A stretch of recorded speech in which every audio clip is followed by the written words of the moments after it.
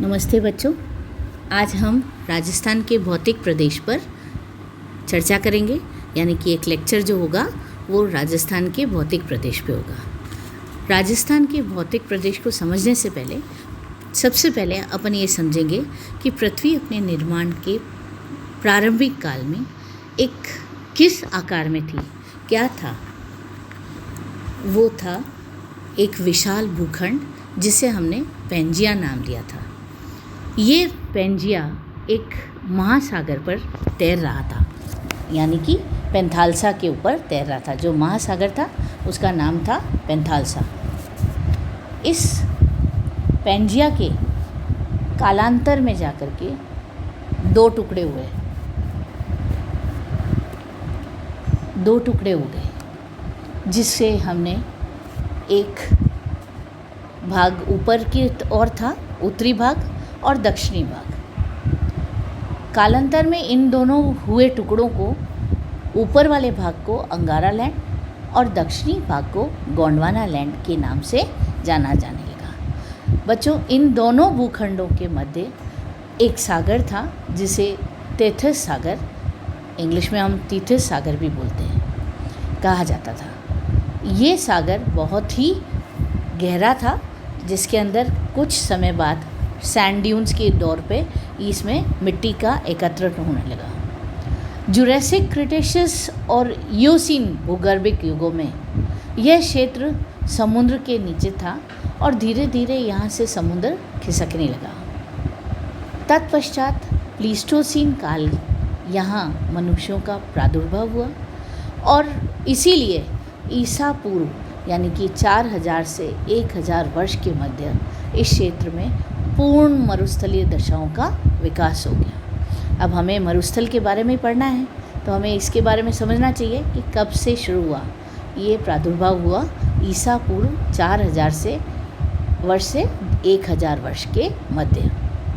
ठीक है। इसके पश्चात जो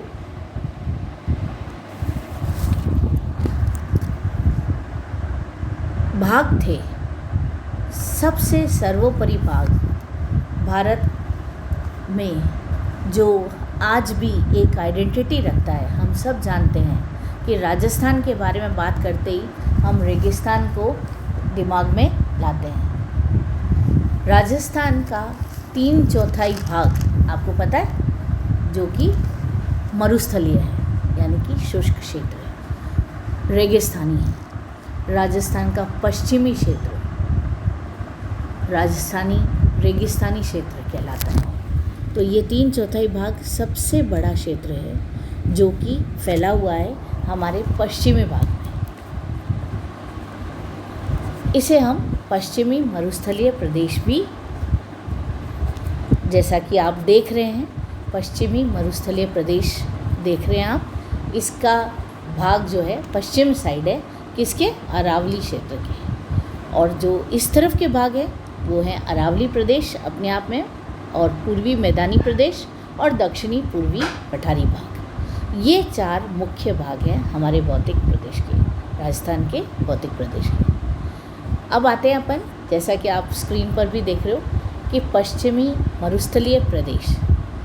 इसमें अपन दूसरे भागों को हटा देते हैं क्योंकि अभी हम सबसे ज़्यादा फोकस भारत के विशाल मरुस्थल प्रदेश पर करेंगे, जिसे हम थार डेजर्ट, थार का मरुस्थल या रेगिस्तानी क्षेत्र भी कहते हैं। ये राजस्थान का अरावली श्रेणियों के पश्चिम का क्षेत्र है। ये पूर्णतः शुष्क प्रदेश है या कुछ भाग अर्धशुष्क भी है। ये वर्ल्ड में माना हुआ रेगिस्तान है। आपको पता है ये शुष्क और अर्धशुष्क दोनों तरह से है। इसका जो कुल क्षेत्र है, मैंने आपको पहले भी बताया था कि राजस्थान के कुल क्षेत्रफल का 3/4 भाग इस रेगिस्तान से ढका हुआ है, यानी कि क्षेत्रफल जो है हमारा 34-22-29 किलोमीटर में है, जिसमें से 61% भाग पूरा इसका क्षेत्र है। और यहाँ पर सिर्फ 40% जनसंख्या निवास करती है।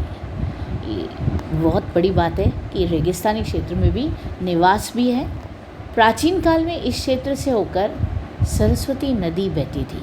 आज भी इसके ऊपर काजरी क्षेत्र में एक खोज चल रही है निरंतर, जो मानती है कि सरस्वती नदी बहा करती थी।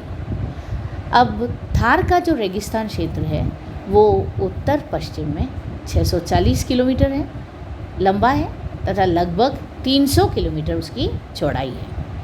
और मुख्य क्षेत्र जो इसके विस्तार क्षेत्र में आते हैं वो हैं बाड़मेर, जैसलमेर, बीकानेर, जोधपुर, पाली, जालोर, नागौर, सीकर, चूरू, झुंझुनू, हनुमानगढ़ व गंगानगर। ये 12 ज़िले इस क्षेत्र में आते हैं। कहने को तो अब ये है कि 4 जून के बाद में कुछ और क्षेत्र भी रेगिस्तानी क्षेत्र में सम्मिलित होने वाले हैं, यानी कि जयपुर, अजमेर, राजसमंद, जो एकदम तटीय भाग कहना चाहिए, कोस्टल इसके क्षेत्र हैं। इस प्रदेश का ढाल उत्तर पूर्व से दक्षिण पश्चिम की ओर है, यानी कि उत्तर से पश्चिम की ओर और उत्तर से दक्षिणी की तरफ बहता हुआ इसका ढाल है।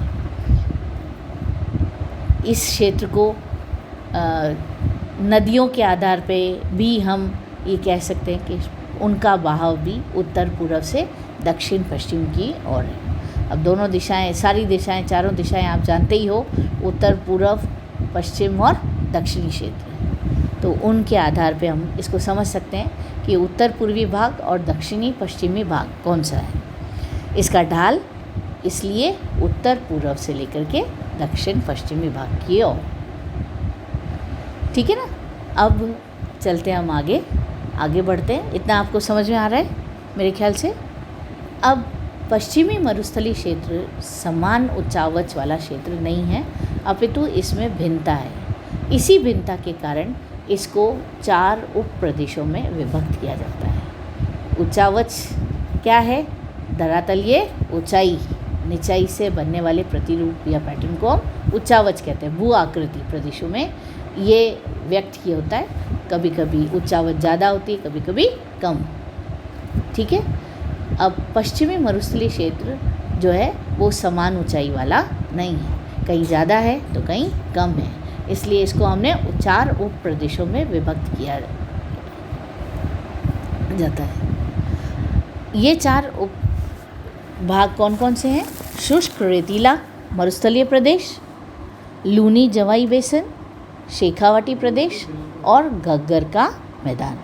अब आप देखो मैप के अंदर किस तरह से इनको विभाजित किया गया है, यानी कि शुष्क रेतीला मरुस्थलीय प्रदेश बिल्कुल एकदम पश्चिमी भाग में है। ठीक है, डिमार्केट किया हुआ है शुष्क रेतीला मरुस्थलीय प्रदेश।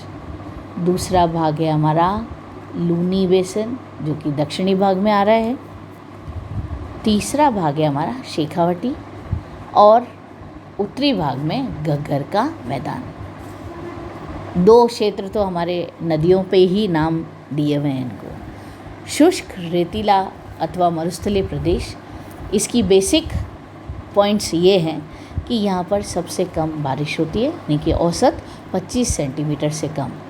और जो क्षेत्र इसमें आते हैं वो हैं जैसलमेर, बाड़मेर, बीकानेर एवं जोधपुर और चूरू जिले के कुछ पश्चिमी भाग सम्मिलित हैं। इस प्रदेश में सर्वत्र बालूका स्तूपों का विस्तृत है। बालूका स्तूप मतलब रेतीले टीले। पश्चिमी रेगिस्तान क्षेत्र के जैसलमेर ज़िले में सेवण घास के मैदान पाए जाते हैं, जो कि भूगर्भीय जल पट्टी के रूप में प्रसिद्ध है, जिसे लाठी सीरीज़ कहते हैं। पश्चिमी रेगिस्तानी क्षेत्र के जैसलमेर ज़िले में लगभग 18 करोड़ वर्ष पुराने वृक्षों के अवशेष एवं जीवाश्म मिले हैं, जिन्हें आकत वुड फॉसिल्स पार्क यानी कि फॉसिल्स पार्क एक मैंने देखा है, मैं खुद भी गई हूँ। आज भी वहाँ के जो पत्थर देखेंगे हम, उनके अंदर इनकी अवशेष देखने को मिलेंगे, जो जीवाश्म हैं उनकी बिल्कुल आकृतियाँ देखने को मिले।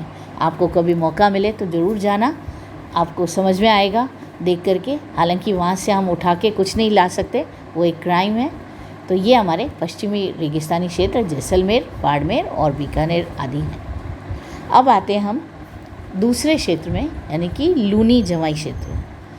ये क्षेत्र पूरी तरह से शुष्क नहीं है, बल्कि अर्ध शुष्क प्रदेश है।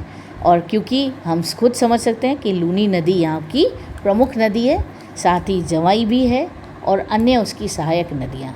इसका विस्तार पाली, जालोर, जोधपुर व नागौर जिले के दक्षिणी भाग में है। यह एक नदी निर्मित मैदान है और इस मैदान में इसके लूनी के नाम से बेसिन के रूप में माना जाता है। अगला आता है शेखावाटी प्रदेश। इसे बांगर प्रदेश के नाम से भी जाना जाता है।